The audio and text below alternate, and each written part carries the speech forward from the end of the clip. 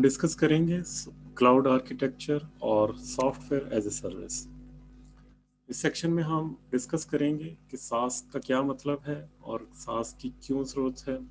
फिर उसको हम कंपेयर करेंगे सॉफ्टवेयर एज ए सर्विस को with platform as a service and then with infrastructure as a service. What is SaaS and why we need software as a service? तो SaaS का मतलब है software as a service is a software deployed as a hosted service and accessed over the internet. इसमें examples हैं like salesforce.com, NetSuite, Google, Hotmail, Yahoo. तो different softwares हैं जो as a service available हैं जिनको हम डे टू डे लाइफ में use करते हैं। लाइक जीमेल है, हॉटमेल है, या फिर हम गूगल शीट्स को यूज़ करते हैं, गूगल डॉक्स को यूज़ करते हैं। ये सब एज ए सर्विस यूज़ हो रही हैं। तो सॉफ्टवेयर एज ए सर्विस का मतलब है कि ये एक डिलीवरी मेथड है जिसके ज़रिए हम सॉफ्टवेयर को रिमोटली एक्सेस करते हैं यूजिंग इंटरनेट, और जितनी भी फंक्शनैलिटी है वो वेब बेस्ड सर्विस के तौर पे अवेलेबल होती है। सॉफ्टवेयर एज ए सर्विस के ज़रिए हम बिजनेस फंक्शनैलिटी को एक्सेस कर सकते हैं, और बजाय इसके कि हम कोई लाइसेंस्ड एप्लीकेशन यूज़ करें, हम इसको मंथली बेसिस के ऊपर यूज़ कर सकते हैं। कुछ जो सॉफ्टवेयर्स हैं वो फ्री भी अवेलेबल हैं, और अगर कोई ऑन पेमेंट अवेलेबल हैं तो उनको ऑन यूसेज बेसिस के ऊपर यूज़ किया जा सकता है। और इसमें जो हार्डवेयर कॉस्ट है जिसके ऊपर आप अपनी एप्लीकेशन को होस्ट करेंगे और फिर उसको यूज़ करेंगे, उसको उसका जो रनिंग एक्सपेंडिचर है उसको आप सेव कर सकते हैं। क्योंकि if you are using your own hosted application in your own infrastructure, then it cost a lot। और उसके अलावा उसकी मेंटेनेंस कॉस्ट भी है जिसमें सर्वर सपोर्ट है, आपको सिक्योरिटी ऑडिट की रिक्वायरमेंट है, और इसके अलावा you need to house IT staff. तो इन सब ओवरहेड्स को एलिमिनेट करने के लिए आप सॉफ्टवेयर को एज ए सर्विस यूज़ कर सकते हैं। इसमें एंड यूज़र के लिए क्या बेनिफिट है? सबसे जो बड़ा बेनिफिट है लोअर कॉस्ट है, क्योंकि end user if it is individual consumer it can not afford to host an application at its own. तो इसका जो सबसे बड़ा बेनिफिट है इट हैज़ लोअर कॉस्ट, और इसकी जो स्टोरेज रिक्वायरमेंट है दैट इज़ वेरी स्मॉल, और there is no hardware requirement, क्योंकि आपने इंटरनेट के ज़रिए सॉफ्टवेयर को एज ए सर्विस एक्सेस करना है।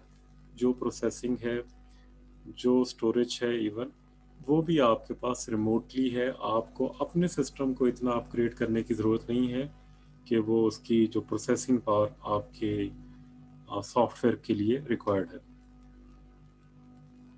इसमें मेंटेनेंस की ज़रूरत नहीं है। Software updates, configuration, everything is the responsibility of the सास प्रोवाइडर। अब इसमें वेंडर के लिए क्या एडवांटेजेस हैं? तो वेंडर के लिए ये एडवांटेज है कि once he has to implement this software as service, तो उसके पास ये continuous recurring stream of income है, कि क्योंकि डिफरेंट यूज़र्स उसको यूज़ कर रहे हैं and they are paying for this service. तो इस वजह से ये कंटिन्यूस सोर्स ऑफ इनकम है जिसके ज़रिए वेंडर को बेनिफिट होता है, और उससे वो अपने running expenses, updates, hardware cost वगैरह को मीट करता है। और इसके अलावा जो पायरेसी है, if you launching a product, अगर आप एक प्रोडक्ट लॉन्च करते हैं तो ये मुमकिन है कोई उसका डुप्लीकेट बना ले, और या उसको क्रैक कर ले, या उसको जो है वो यूज़ करे और without using and without payment of licence. तो ये सारे जो ओवरहेड हैं अगर आप इसको क्लाउड पे यूज़ करते हैं तो ये सारे ख़त्म हो जाते हैं। और इसके अलावा जो कंपनी की रिकग्निशन होती है, और ये जो प्रोडक्ट है ओवर द ग्लोब अवेलेबल होती है, कहीं पे भी कोई भी कस्टमर है तो उसको ये आप जो सर्विस है प्रोवाइड कर सकते हैं। इसके अलावा इसमें one two many application deliver है। एक ही एप्लीकेशन बहुत से यूज़र्स के लिए यूज़ हो सकती है, क्योंकि इसमें जो इंस्टेंसेस क्रिएट होते हैं और मल्टी टेनेंट आर्किटेक्चर है, जिसके ज़रिए number of users, number of organization एक ही एप्लीकेशन को, एक ही सॉफ्टवेयर को यूज़ कर रहे होते हैं।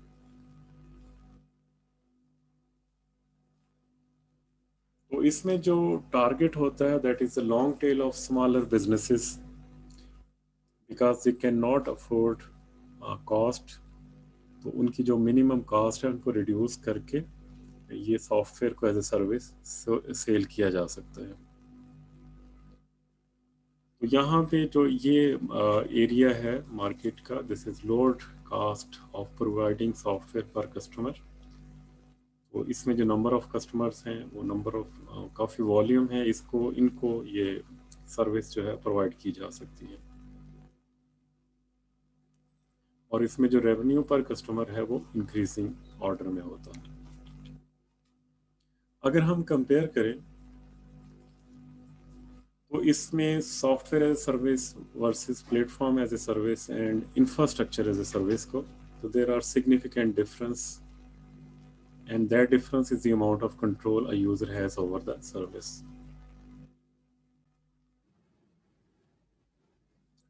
इन डिफरेंट जो सर्विस मॉडल है इनमें जो डिफरेंस है वो कंट्रोल का है। लाइक पास में अगर देखें तो one case study we already has discussed,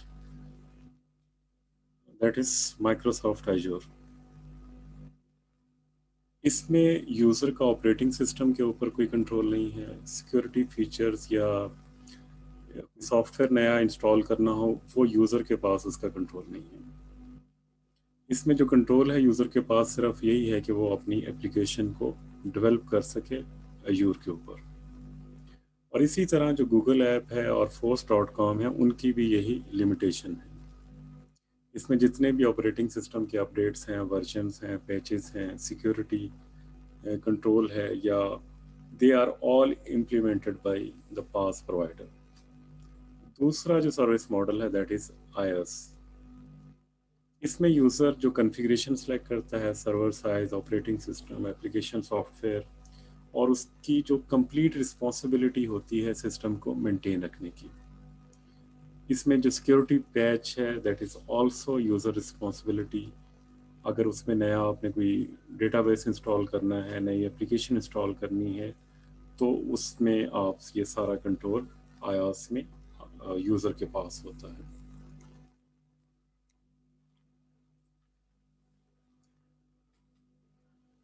सास जो है वो पास और आईएस से डिफरेंट है, क्योंकि ये एक सर्विस है जो कि एंड यूज़र डायरेक्टली यूज़ कर रहा होता है, जबकि आईएस और पाएस वो इंफ्रास्ट्रक्चर और प्लेटफॉर्म प्रोवाइड करते हैं, जहाँ पे सिस्टम मैनेजर्स या डेवलपर्स वो अपनी एप्लीकेशन को इंस्टॉल कर सकते हैं, लेकिन उसमें जो एंड यूज़र के साथ कोई उसका लिंक नहीं होता।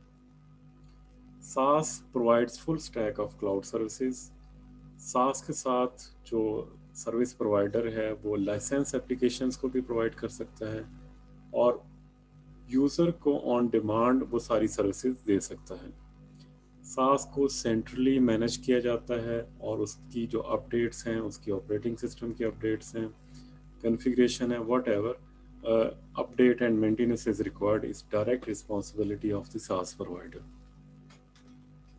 इसमें जो SaaS है, इसमें जो SaaS प्रोवाइडर्स हैं, इसमें it's the responsibility of SaaS provider to take care of licensing, scalability, और इसके अलावा जो भी ओवरहेड्स हैं जो उस सर्विस को मेंटेन रखने के लिए रिक्वायर्ड होते हैं, उन सब की रिस्पॉन्सिबिलिटी सर्विस प्रोवाइडर के पास होती है। अगर हम कंपेयर करें इन तीनों सर्विस मॉडल को, तो ये first of all this is on premise application है। इसमें सारा कुछ like application, data, run time, middleware, operating system, virtualization, server, storage, networking, everything is the responsibility of the user। इनको मेंटेन करना, अपग्रेड करना, इनको बाय करना, इनके लिए स्टाफ हायर करना, this is the responsibility of user. जबकि आईएस में क्या होता है कि आईएस में यू हायर इंफ्रास्ट्रक्चर और hardware that is virtualised for you. तो इसमें जो रिस्पॉन्सिबिलिटी होती है ऑपरेटिंग सिस्टम की, मिडल फेयर की, रन टाइम डेटा एप्लीकेशन की, ये यूज़र की होती है। जो प्रोवाइडर है वो हार्डवेयर प्रोवाइड करता है, सर्वर, स्टोरेज, नेटवर्किंग और वर्चुअलाइजेशन जो है वो उसका जो कंट्रोल है वो प्रोवाइडर के पास होता है। तो इसमें जो कंट्रोल है वो तकरीबन हाफ हाफ होता है।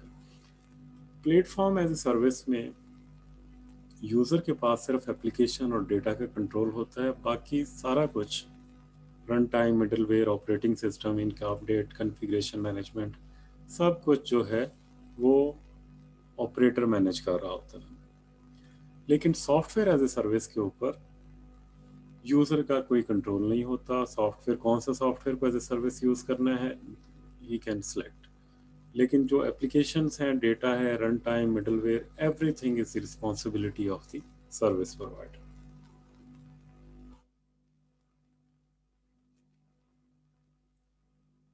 Cloud is not the bleeding edge technology because the trust level on cloud servicing is increasing day by day. This is a short survey of all the customers, those have done implementation of cloud services or they have surveyed cloud services to implement them or they are planning to use cloud services in the near future.